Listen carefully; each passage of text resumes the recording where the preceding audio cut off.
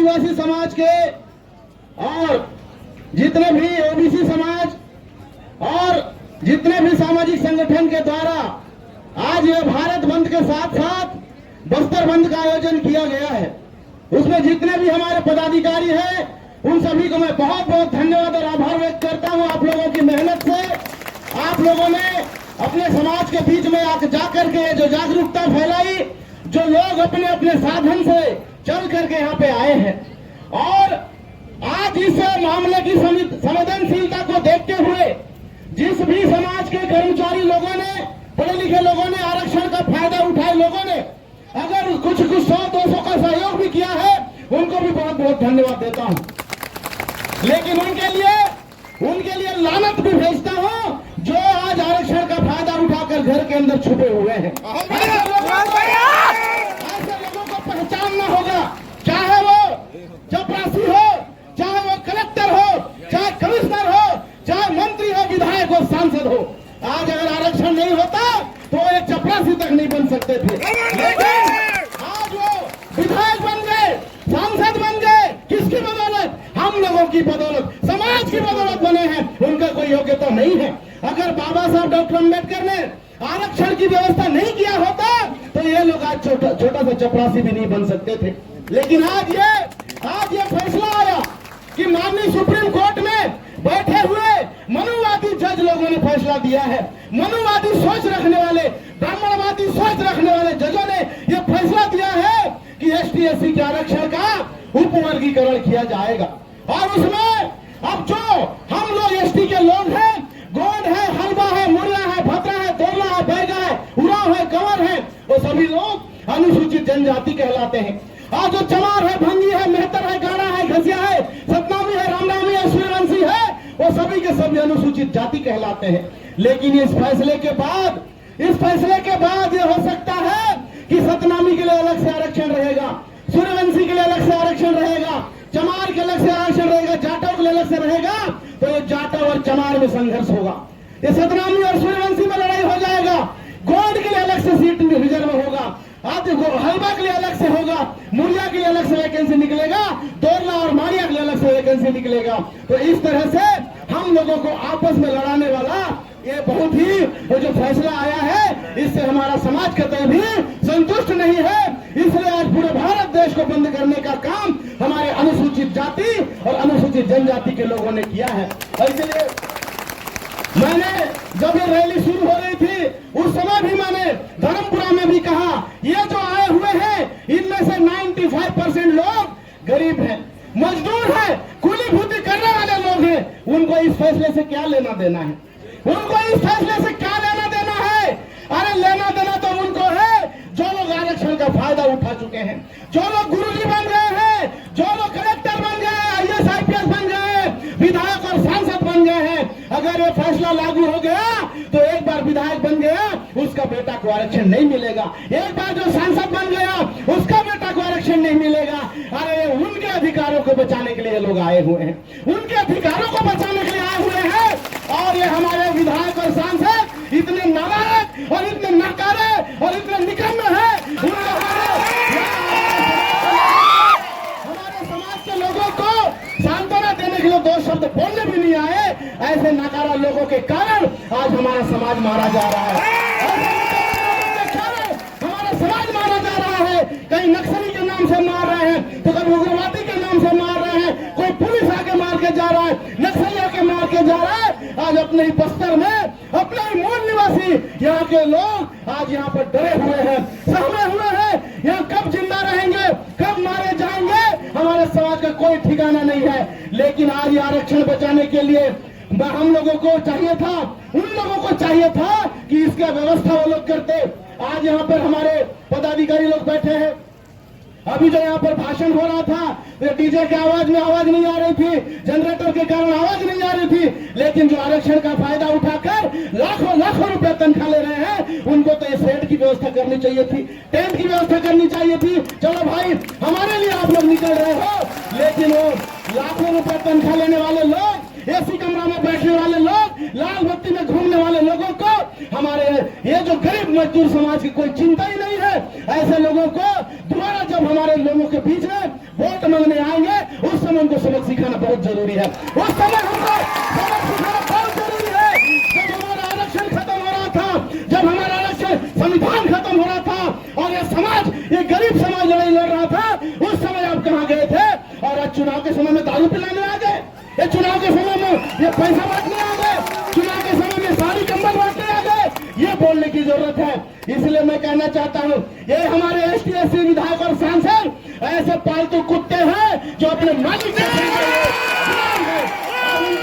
उनके मुंह में ऐसा पट्टी बंधा हुआ है, ना तो अपनी मर्जी से दूसरे दुश्मन को काटना तो दूर भोग भी नहीं सकते हैं। हमारे समाज का कोई भला नहीं होने वाला है। और ये जो एकता दिख रही है, आने वाले समय में पूरा लाल बाग का मैदान भर जाएगा और लाखों लोग आएंगे। और हमारे जो जनप्रतिनिधि हैं, जो हमारे अधिकारी कर्मचारी हैं, जो आरक्षण आज ये खतरे में है, उसको बचाने के लिए सामने नहीं आए, ऐसे लोगों को इसका खामियाजा भुगतना पड़ेगा। लेकिन मैं धन्यवाद देना चाहता हूं हमारे गरीब, मजदूर, किसान, कूली भूती करने वाले मेरे आदिवासी अनुसूचित जाति भाई और बहनों को, जो आप लोगों ने इस कड़ी धूप में अपना पसीना बहाते हुए हमारे आरक्षण भोगी लोगों का हक अधिकार को बचाने के लिए आप लोग आए। आपको बारंबार प्रणाम है, बारंबार सेवा जोहार करता हूँ कि आप लोग हैं तो हमारा हक अधिकार बचा है। वरना ऐसे नालायक लोग तो आज आरक्षण का फायदा उठा करके एक कदम इधर आना भी पसंद नहीं करते। ऐसे लोगों की वजह से आज हमारा समाज जो है आगे नहीं बढ़ पा रहा है। तो ये जो ज्ञापन दिया गया है, जिसको भैया प्रकाश ठाकुर जी ने बताया, बहुत सारे मुद्दे हैं और बहुत सारे जो हमारे कम पढ़े लिखे लोग हैं उनको समझ में नहीं आता है। तो ये हुआ है कि देवेंद्र सिंह बनाम पंजाब का एक केस चला। देवेंद्र सिंह कोई आदमी है, वो केस दायर कर दिया पंजाब के सरकार के खिलाफ में और सुप्रीम कोर्ट में। और वो सुप्रीम कोर्ट में जो फैसला हुआ 1 अगस्त 2024 को, तो ये फैसला हुआ है कि अब एसटी-एससी के आरक्षण में क्रीमी लेयर का सिस्टम लागू करेंगे। जो ज्यादा पैसा कमाता है, 2.5 लाख से ऊपर पैसा कमाता है, उसको रिजर्वेशन नहीं मिलेगा। और जो ये जजों का नियुक्ति होता है, उसमें भी कॉलेजियम सिस्टम से हो रहा है। कोई परीक्षा नहीं, कुछ नहीं, अपने अपने लोगों को वहां जज बना के बिठा दिया जा रहा है। तो ये भी हम लोग खत्म करना चाहते हैं, खत्म करने की मांग हम लोगों ने किया है। और बस्तर के अंदर जो 5वीं अनुसूची है, पैसा कानून लागू है, लेकिन यहाँ कोई यहाँ लागू नहीं हो रहा है नियम। आज बता दीजिए, ये बस्तर में पैसा कानून के होते हुए हमारे आदिवासी लोगों को गरीब क्यों होना चाहिए? आज करोड़ों रुपए का लोहा, ये लोहा जो है ट्रेन के माध्यम से विशाखापट्टनम से जापान जा रहा है, और हमारा आदमी 1 रुपया चावल खाने के लिए मजबूर है। 1 रुपया चावल, और हम लोग का लोहा 8 आना किलो में जा रहा है, 8 आना किलो में जा रहा है। और हमारा जो विधायक हो चाहे सांसद हो, जिनको मुद्दा उठाना चाहिए, उनको पेटी पेटी नोट मिल जाता है। इसमें कोई मुद्दा नहीं उठाता है। आज हमारे एनएमडीसी में हजारों लोग नौकरी कर रहे हैं, लेकिन उस खदान के पीछे जाकर देखिए तो आज भी लंगोटी में पहनने वाला आदिवासी आदिम युग में जीने के लिए मजबूर है। तो ऐसे है, इस 5 अनुसूचित क्षेत्र में हम लोगों को बार बार रोड में उतरना पड़ रहा है। तो उसके लिए जिम्मेदार वही जनप्रतिनिधि है जो हमारा विकास करने के नाम से वोट लेते हैं, लेकिन हमको रोड में उतरने के लिए मजबूर होना पड़ रहा है। जैसा कि भैया प्रकाश ठाकुर जी ने बताया, अगर सरकार संसद का विशेष सत्र बुला करके इस कानून को रद्द नहीं करती है, अब हम लोग सरकार के पीछे नहीं जाएंगे, हमारे नाकारा विधायक और सांसदों का घर का घेराव करेंगे, उन्हीं के घरों में डेरा डाल के बैठेंगे। आप हमको खाना खिलाओ, पानी पिलाओ, हम यही रहेंगे।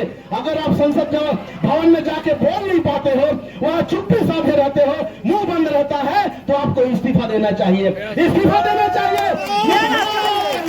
हम लोग अब किसी के पीछे भागने वाले नहीं है। ये भाग के बहुत परेशान हो गए। अब जो असली गुनहगार है उसके पीछे जाएंगे, उसके घर में जाकर के डेरा डालेंगे। तो यही है, पत्रकार लोगों ने भी पूछा कि भाई अगर सरकार ये आपकी मांग को नहीं मानती है तो क्या करोगे? तो हम वही करेंगे, जो जिम्मेदार है, जो नकारा है, जो काम नहीं कर रहे हैं, उनके घरों का घेराव करेंगे और उनको इस्तीफा देने के लिए मजबूर करेंगे। और हमारा युवा, एक से एक युवा है, विधायक बनने के लिए तैयार है, सांसद बनने के लिए तैयार है। समर्थन प्राप्त ऐसे लोग जो संघर्ष कर रहे हैं, आप लोगों को लेके आए हैं, कोई पिकअप में लेके आया है, कोई बाइक में बिठा के लाया, ऐसे लोग को बनाएंगे विधायक और सांसद। समाज उसको वोट देगा, उसको कोई पैसे की जरूरत नहीं है, लेकिन बड़े बड़े पूंजीपतियों से करोड़ों करोड़ों का नोट लेकर आते हैं, हमारा वोट लेकर चले जाते हैं। इसलिए साथियों, आज हमको समय आ गया है कि अब हम लोगों को जागना होगा और हम लोगों को ये जो मुद्दे हैं, इस मुद्दे को गाँव में जाकर के हम लोग इस मुद्दे को गांव गांव में ले जाके जितने हमारे युवा साथी हैं, गांव गांव में जाकर के रात रात को संगोष्ठी करके मीटिंग करके बताने का काम करेंगे और हमारे समाज को जागरूक करने का काम करेंगे। क्योंकि मुझे ऐसी जानकारी मिली है कि आरएसएस के लोग गांव गांव में जाकर के इस कानून की जो है वो तारीफ करने में लगे हैं। वो गोड़ के पास जाएंगे और बोलेंगे, अरे भाई, हलवा लोग तो आरक्षण ले लिए हैं, उसको आरक्षण से खत्म करना चाहिए, तभी तो आप आगे बढ़ोगे। ये गोड़ लोग तो बहुत आगे बढ़ गए हैं, ऐसा बोल के धुरवा के पास जाएंगे। सतनामी लोग तो बहुत आगे बढ़ गए हैं, ऐसा करके भुसिया के पास जाएंगे। और इस तरह से जाति जाति में लड़ाने का काम ये आरएसएस के लोग गांव गांव में जाकर कर रहे हैं। और मैं आप लोग के सामने बता देना चाहता हूं, अगर हमारा आदिवासी भाई जाने अनजाने में उस आरएसएस में काम करता है तो तुरंत छोड़ दे, वो हमारा संगठन नहीं है, वो हमारा संगठन नहीं है। दूसरों के हाथ को मजबूत करने का काम बंद करो, समाज के साथ जुड़ो और टांग खींचने का काम बंद करो, हाथ खींच के ऊपर खींचने का काम करो, तो समाज निश्चित रूप से आगे बढ़ेगा। तो बहुत बहुत धन्यवाद, आप लोगों ने मेरी बात को ध्यान से सुना। और निश्चित रूप से मेरे ख्याल से जितने भी लोग हैं गांव गांव जाएंगे, गांव गांव में जाकर के इस कानून के बारे में, इस काले कानून के बारे में जागरूक करेंगे और ये संसद में सत्र ला करके इस कानून को रद्द करने के लिए भी अपील करेंगे। तो इसके लिए गांव गांव में जाना बहुत जरूरी है। आप लोग इस काम को करेंगे, यही आशा उम्मीद करते अपनी बात को विराम देता हूं। जय